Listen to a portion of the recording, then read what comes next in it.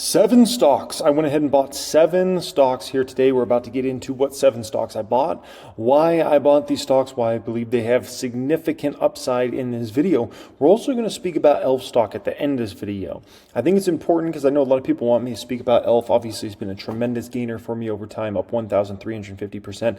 But the stock has shown a lot of weakness here recently, and a lot of people are like, what is going on with this stock? Are they doomed? Like, well, what's happening here? So we'll get into that, but we'll get into that after we go through these 7 stocks. Appreciate everybody joining me. As always, busy video here today. Thanks for being subscribed. New all-time high subscribers in the history of the channel. Appreciate y'all being here. We got a brand new, Papa's got a brand new sales page on 1000X, and oh my gosh, do I freaking love this thing. It looks so good. It looks so freaking good. Like, what a business nerd I am to get excited over a sales page, but I'm just like, I'm so excited about it.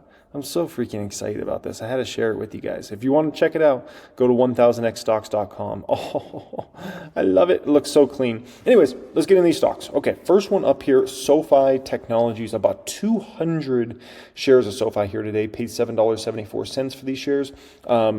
200 shares in total. When it comes to Sofi, I'm now up to 3,700 shares in the public count. That's a little over a $28,000 position.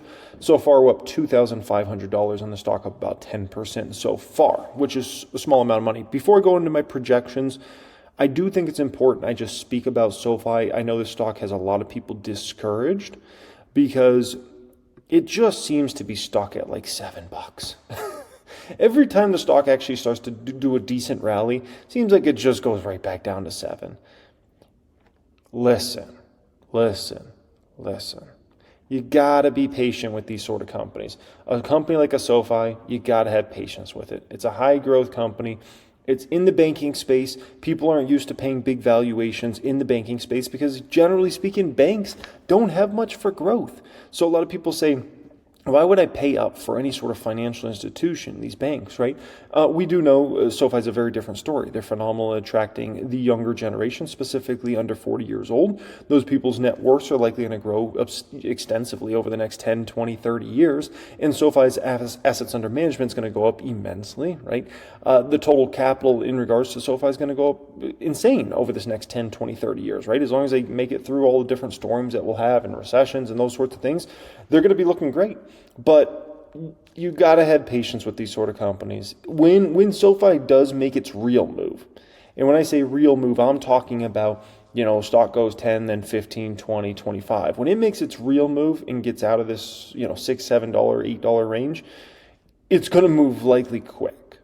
In these sorts of stocks, all of a sudden in a 12-month span, they can make gains of that you had hoped that you would get these gains over several years. You can get that within 12 months. It happens a lot of times in the regards to the market. All of a sudden it clicks for people, clicks for investors, momentum gets behind it, and next thing you know, you got Wall Street coming out after the stock like, oh yeah, this is actually a great company, and oh, they are doing all these big things, and next thing you know, this big analyst is covering, and this big analyst, and they're all bullish, and it can happen quick. Like in a matter of 12 months, everything can change for a stock price. So that's kind of my opinion. Now, Sofi, obviously, before we get into the cases around Sofi, obviously it comes with risk. It's a bank. Anything that's banking related is a risk, right?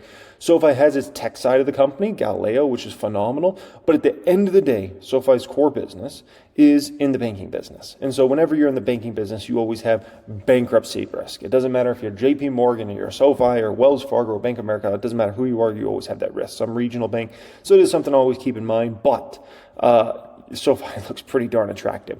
So here's my base case for Sofi. I don't know if I've ever shared this before. So this might be the first time I've ever shared my base case in regards to Sofi. I'll also go through my bear case for Sofi and my bull case for Sofi. Not going to go through my ultra bull case or my ultra bear case in regards to this one. By the way, ultra bear case for all banks always is bankruptcy. It's just so you guys know. So my base case, what I'm actually expecting for Sofi is 20% revenue growth on average from 2025 to 2028. I don't think it's a crazy assumption. First off, they've been growing way more than 20% for quite a while. I believe 20% is a realistic number because they continue to attract more and more members new to Sofi. they're going to be able to sell those folks many various products over time and many loan products as their customer base gets their net worth up as well, right? That's even a bigger opportunity to sell even more products to these folks, more products and services, right? And then on their tech side with what they have with Galileo, like I'm feeling pretty confident this company is going to be able to grow about 20% on average per year for the next several years. Bottom line, I believe, is going to increase more rapidly at about a 35% clip. Remember, SoFi's just at the infant stage of getting to profitability here. Like they just got over the hump here recently, right? So net income, I had that going up about 35% a year on average from 2025 to 2028. Net income margin gets to about 18% for this one. Now, if you're growing 20% top line, 35% bottom line, easily you're going to be able to command a 30 to a 40 PE ratio, which in that range, that puts SoFi somewhere between $15 and $20 come 2028, which gives me a compounded annual growth rate on the low end of about 18% and on the high end of about 26% in regards to this one. What about my bear case in regards to this one? Well, here's my bear case for SoFi Technologies. My bear case is a situation where we have a pretty substantial recession in the next 1 to 2 years. And so therefore, SoFi's growth rates are really limited during that particular time, right? And so they only do 10% revenue per year on average from 2025 to 2028. Right, which would be very bad numbers for SoFi. Net income growth outstrips that, but not that much. They do about 15% net income growth. That puts them at net income margins in 2028, even as a much more mature company at that time, which keep in mind, I still wouldn't call SoFi a mature company in this entire decade. You got to look all the way out to the 2030s before you really start to feel SoFi is a mature company. But it's a more toward a mature company in 2028. Net income margins of 14% on this one. 25 to a 35 seems about right in a bearish scenario for SoFi where they're growing revenues only 10% on average a year, which puts the stock somewhere between about $7 and $9 come 2028, which would be a compounded annual shrink of 4% and a compounding annual growth on the high end of about 4%. So definitely disappointing. That would be definitely disappointing, but you never know. Like that's always a potential, right? So it's something I do have to factor in. What's my bull case looking like for SoFi Technologies? Here's my bull case. My bull case is they grow revenue 25%. Now keep in mind, they've been still growing revenue way over 25% in the last several years.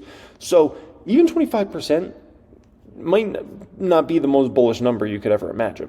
25% is the average I have from 2025 to 2028. Net income I have going up at a 40% clip on average from 2025 to 2028. Puts them at net income margins of around 18% come 2028. If you're growing 25% top line, 40% bottom line, SoFi should be able to easily command a 45 to 65 PE ratio on this one, which in that situation, that would put SoFi stock in 2028 somewhere around $26 to $37, which is a compounding annual growth rate on the low end of 35% and on the high end of 48% for SoFi Technologies. So yeah, I am going to be a very, very happy camper if this scenario plays out in regards to SoFi. Like, oh my gosh. So, and last thing I'll share about SoFi is Anthony Noto. I've been very impressed with that gentleman. He's gotten this company through some, in my opinion, very difficult times.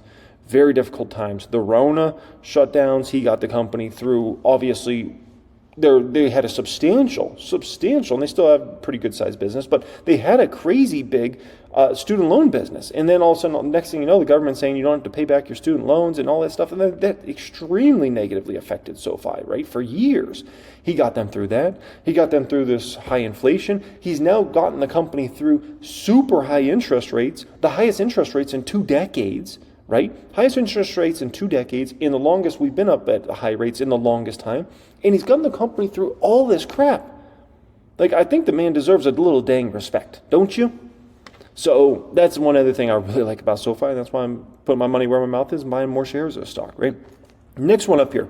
Next stock that I bought here today is Celsius Holdings. Ticker symbol on this one is CELH. Celsius Holdings is an energy drink company, very popular, certainly very popular over the past few years. I bought 80 shares. I got those shares at $30.95 here today for the stock, which I believe is a new multi-year low for Celsius, or certainly at least a past year or two low for Celsius. No, my position in the public account, remember, I just started building this position very recently, so it's a kind of a baby position. 500 shares this one, $15,000 I have invested. I would love to get a lot more invested into this one. I've timed this one out very well. Very well. I have timed this one out very well. Okay. Now, where's my base case, bear case, and bull case for Celsius Holdings? It is the following. I have Celsius growing 15% top line on average per year from 2025 to 2028. I do not have them getting really any leverage in regards to the bottom line. And so I have in my base case 15% net income growth on average over the coming years. And the reason I did that here recently and really kind of thought about that is I believe Celsius is going to, especially as they expand internationally, right? I believe Celsius is going to market heavily. I also believe they're going to have to keep margins relatively stable and not really have a dramatic increase in margins at all over the coming years. And the reason being is I think Monster is going to try to fight them off the best they can. So I think Monster's margins, right? I've seen a lot of discounting from Monster even recently at Costco. They were offering like $7.50 off a case of Monster, which put it into kind of the $27 range or somewhere around there, which is actually really good value considering that's a big case of Monster. And so I believe it's going to be a battle over the coming years. And with Celsius's expansion, I don't think they're going to get any real leverage in that bottom line over the next 4 years. And so therefore, 15% and 15% in my base case. Now, if a company's growing 15% top line, 15% bottom line in the energy drink category, which is a very, relatively stable category, 30 to 40 PE, easy 30 to 40 PE on a 15% growth rate per year on average, top line, bottom line, 30 to 40 PE. In the energy drink category, cake all day. And so that puts the stock somewhere between $57 and $75 come 2028, 17% compounding annual growth rate on the low end, 25% on the high end for my base case. What about my bear case for Celsius? Here's my bear case for Celsius. Bear case for Celsius is pretty sad. Bear case basically assumes a company comes to a grinding halt in regards to their growth rates, and they only grow 5% per year on average over the coming years. And on the bottom line, only 5% as well. So there's no leverage on the bottom line. The revenue growth is at a standstill on the top line. This would be really bad for Celsius. The net income margins stay around 15%. And the company only commands a 20 to 25 PE ratio because people are like, the company's so slow growth, like we don't care about it. In this situation, I would lose a little bit of money, right, over the next few years. And on the high end, I make a little bit of money, compounding annual growth rate of 2%. So this would be pretty disastrous for Celsius. I don't think that's very realistic, considering how much more U.S. opportunity the brand has. And then the international opportunity, it's very hard for me to see only 5% on average growth over these coming years. But you never know, and that's why I run my bear case, right? What about my bull case for Celsius? That's a little more fun. Let's check out my bull case. My bull case for Celsius has them doing 20% revenue growth per year over the coming years. Now, keep in mind, the company's been growing dramatically faster than that. We've seen 60, 70, and 80% growth rates recently. 20%, very bad, right? Very, very bad. And keep in mind, the growth rates very, very recent, as in the last couple of quarters, have been hurt because of Pepsi and some over inventory and those sorts of things. So they're setting themselves up actually in a pretty dang good position, in my opinion, for 2025 and 2026. So 20% revenue growth rate, I don't even think that's that crazy, considering the stage that Celsius is at here. I have them getting a little leverage in my bull case in regards to their net income, getting up to about a 25% number, which gives them a little opportunity to raise price over the coming years as well, right? Puts them at net income margins of around 18% come 2028, which is not super high for the drink industry. When you start talking about 20% plus, now you're in great net income ranges for these sorts of companies. If they're growing 20% top line, 25% bottom line for a safe business like an energy drink company, 40 to 60 PE is about right in this one, which puts the stock at around $105 to $158 come 2028, which gives me a compound annual growth rate on the low end about 36%, on the high end about 51%. So you can really see why I'm very, very interested in Celsius. I've been patient with this one, and the patience really paid off big time.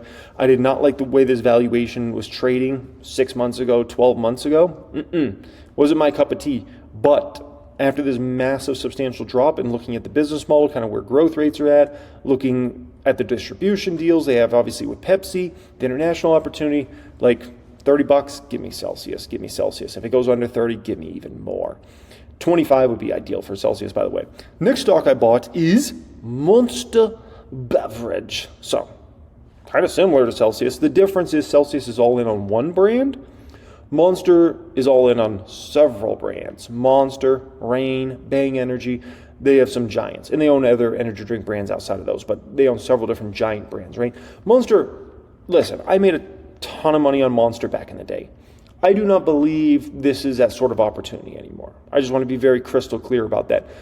Monster is not the Monster opportunity it was back in the day when I was buying Monster way before I was on YouTube, but it's still a solid, good company that's going to be a money maker over the next 4 or 5 years, okay? So I bought 22 shares here. It's more of a hedge in case I'm wrong on Celsius. Monster will thrive. I'm up to 222 shares of Monster, right? And in regards to Monster, the thing with Monster nowadays, yeah, are they going to have the most insane growth rates in terms of revenue and bottom line? No. But it's an ATM. It's a printer. It's a money printer. And so this is going to allow the company to do bigger and bigger and bigger share buybacks and take more shares off the market and more shares off the market and do big dividends if they want, right? And so Monster has the opportunity over the next 10 years to become a Coca-Cola type company, right? And I think that's what we're going to see. Now they have this portfolio of brands, kind of like Coca-Cola has a portfolio of soda brands. Monster has that in the energy drink category. And so they're really just becoming a very dominant company in the space overall, and I think that bodes well for Monster over the coming years. Now, I don't want to speak super in-depth about Monster because Monster was one of the stocks I featured on 5 Stocks to Buy, October 2024 edition, so if you guys didn't get to see that video, you can definitely check that out here on the channel, and I do just think it is worth mentioning. If you never got to see this video, it's a freaking banger, okay? One of it's my favorite video I've done so far on this entire year on the channel. So if you guys never got to check out that, make sure you check out that video. I released it 4 weeks ago now. 16 years of stock market advice in 52 minutes. It's, like I said, it's my favorite video I've done the entire year in terms of straight knowledge. Alrighty, next stock I bought here is the giant Amazon, AMZN on this one. Bought 11 shares of Amazon, filled it at 185. Now, in regards to Amazon, this puts me at 1,111 shares. And I might not be able to buy any more Amazon shares because that just seems like lucky numbers there, right? That just seems like I probably shouldn't buy any more and I should just keep it at that exact number because it's just like, it's too perfect, man. And just hold those long term. So in regards to Amazon, so far we're up $81,000 on the stock, up 65%. And I think this is really just a start. I think we got a lot bigger gains coming for Amazon here. And in regards to Amazon, it's the 5th biggest position in the public count. The only positions that are beating that is Meta, which is 973,000, 772,000 of that's gains. Tesla's $323,000, $292,000 of that's gains. PayPal's a $240,000 position, $46,000 of that are gains. Palantir's hilarious. $208,000 in Palantir. $159,000 of that is gains now at this point in time, so Palantir is just a crack up. And then comes Amazon, $205,000 position, $81,000 of that is gains, right? So it's a big dog position. It would be the 4th biggest position if it wasn't for freaking Palantir being such a beast, right? It would be. But Palantir, we're up 324% on now, so it's just insane. Alrighty, let me share my base case with Amazon with you here. Here's the deal, okay? And here's why I love Amazon stock, even at these prices. Is it as attractive as when I was buying it a year or two ago? No, but it's still very attractive. Here's the deal. If I run a base case on Amazon of only 10% revenue growth, not a good number for Amazon, not a good number. 15% net income growth, which they should get because they're really running that business lean over the coming years. So I think 15% net income growth is very, I think it's easy. I'll be honest with you guys. I think it's easy for Amazon to hit 15% net income growth 2025 to 2028 on average per year. Easy. Net income margins of 9% come 2028. 35 to 45p, very fair for Amazon. Actually, very cheap for Amazon. And that gives me a compounding annual growth rate on the low end to 12%, on the high end 19%. That's a super sleepy base case. Like, could it get much sleepier than that base case I just gave you there? No, I don't think it could. 10%, 15% for Amazon, that's nothing. Nothing. 35, 45p, nothing for Amazon. And even in that super sleepy base case, it's still a big moneymaker. And this is why I continue to say, if you need a stock to build your portfolio around, right? That core position, that steak, that chicken, that shrimp, okay? If you need a core position for your portfolio, Amazon sets up as, in my opinion, as the 2nd best stock in the market to build a portfolio around. The best is Meta. Meta's still the best, but Amazon, in my personal opinion, is really that number 2 company that if you're looking to build a portfolio around something, Amazon's that company. You start with Amazon, and then you build your side dishes all around that. And you got your dessert there, and you got your drink, and all these other things. But the core, the steak, that is Amazon. And so, yeah, man, even in that super sleepy base case, it is still such an attractive opportunity. Next one up here that I bought is Cake. Like this scenario's Cake for Amazon to beat those numbers. This is Cake, okay? So I bought more Cake shares today, which Cake continues to go up and up and up, even with the Russell being weak. Have you guys noticed that Cake's beasting, even though small cap stocks in general are not doing that great? The Russell's not doing that great. And Cake says, I don't care what y'all doing. I'm going up. I'm going up. Give me all the cake. Give me all the cheesecake. So, bought 100 shares here today, $41.66 I paid for those shares of Cheesecake.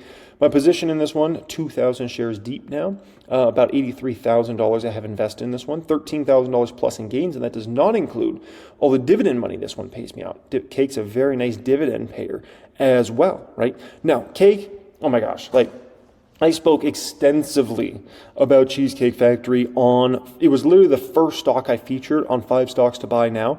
And if you look at the amount of time that video is, the majority of the time was taken up by talking about Cheesecake Factory stock. So if you want to hear me talk for 10, 15, I think I spoke on 15 minutes. If you want to hear me speak all about Cake and all the exciting opportunity there for 15 minutes straight, watch 5 stocks to buy now, October 2024 edition. And you'll hear me talk about Cake for 15 minutes straight, okay? So, yeah, I love Cake. Next one up here is Fubo TV. Yes, Fubo TV. Sounds like I bought a ridiculous amount of shares, right? Yeah, 2,222 shares. It's an insane buy, but Fubo's a $1 stock, okay?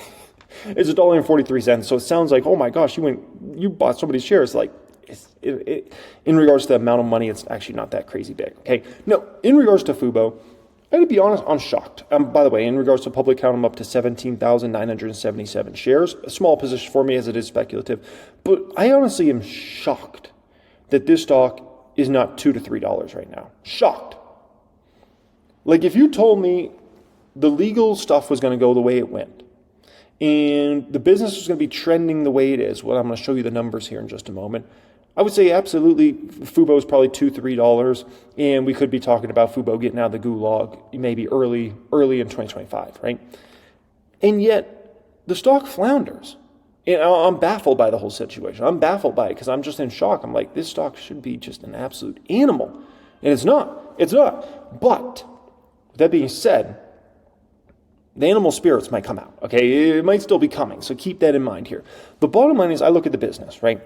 And here's the deal. This is on a trailing 12-month basis, Fubo TV's revenue. It goes up, and it goes up, and it goes up, and it goes up, and up, and up, and up, and up, and up. And I don't see that stopping anytime soon. They continue to attract more consumers. They continue to sell high-ticket plans, and they continue to build their advertising business, which that advertising business should be a banger. In this next quarter, they're going to report. And you know why? And the guidance, because all the political ad spend. So Fubo should make bank off that. So that advertising business still has so much growth ahead, in my personal opinion, over the coming years. And they're setting up on a really good situation here with the legal stuff as well. Price to sales ratio 0.2. Come on, man. And here's the deal. I would understand Fubo stock not doing well if the company's losses were getting bigger and bigger and bigger. But the fact is, the losses are coming down for this company. It's a clear trend that the losses are being cut down substantially.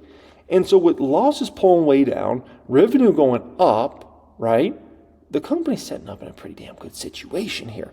Now, in regards to Google Trends, what's the recent Google Trends? You might say, well, maybe the Google Trends are bad or something. Nope. It's booming again. We got football season going on, and Fubo TV's trends are booming. And so that's phenomenal as well.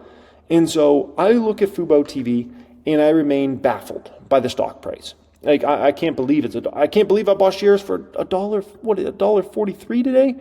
$1.43. I'm shocked. Like I would easily think Fubo right now would be $2.50, $3, something like that. So buying the stock is kind of like buying a call option. That's basically the way I look at it. It's kind of like buying a call option. And is bankruptcy always a possibility for Fubo? Sure. If they can't start making money, right? Yeah, of course, that's always a possibility. But looking at how the losses are being brought down, and those should continue to be brought down, I have no reason to not believe that they're going to start hitting some profitable quarters in 25. Profitable quarters. And once you start consistently hitting profitable quarters, no longer are you a bankruptcy risk. Once you're no longer a bankruptcy risk, you're getting out of the gulag and you're going $5 plus. And this is all going to likely play out in the next 6 to 12 months, right? And so I'm looking at Fubo and I'm like, maybe I'm wrong about this one and their losses will start going up again or something like that, but I don't really see that being super realistic. A lot of their contracts are multi-year contracts with the TV providers in terms of the ones that actually own the content. So it's not like that can just magically balloon or something like that. If whenever they do go to do these contracts with an ESPN or a Fox or a Warner Brothers or whoever, right? Whenever they go to do next contracts with those guys, if they try any funny stuff, Fubo is going to be able to bring that up in court. I think it's a tough situation not for this stock to be $5 plus before you know it. But we'll see. We'll see. That's Fubo. It's a floundering stock. It kind of baffles me. Kind of like SoFi baffles me, the Fubo definitely baffles me as well. Next stock I bought here today is NKE Nike. $83.57 paid for these shares. Bought 50 shares of Nike here today. Nike was one of the stocks I featured on 5 Stocks I'm Buying October edition, so I'm going to refer to that if you want to hear me speak about Nike. Additionally, I believe in the September edition, I believe in that particular video, I think Nike was the first stock I kicked it off with, and I think I spent the most time talking about Nike stock, I believe in the September edition. So if you want to hear me talk Nike, watch the October edition. Also watch the September edition because I believe I talk about it much more in depth in the September edition. So that's that. Additionally, I also spoke about Nike last night on the Reaction channel. So do keep that in mind as well. Okay.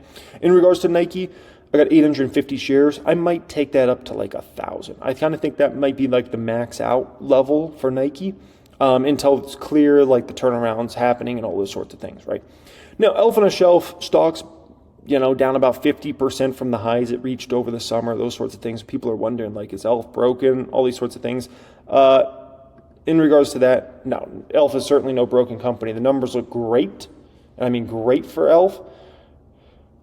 I think all you got to do is look at the recent numbers. The numbers are tremendous. Revenue growth, earnings per share, margins are great, right? There's nothing that's wrong there. There could be worries about growth rates slowing substantially, kind of a Celsius type situation. I don't care. Like, okay, let's say Elf grows at 20%. That's still amazing, and they're still taking massive amounts of market share.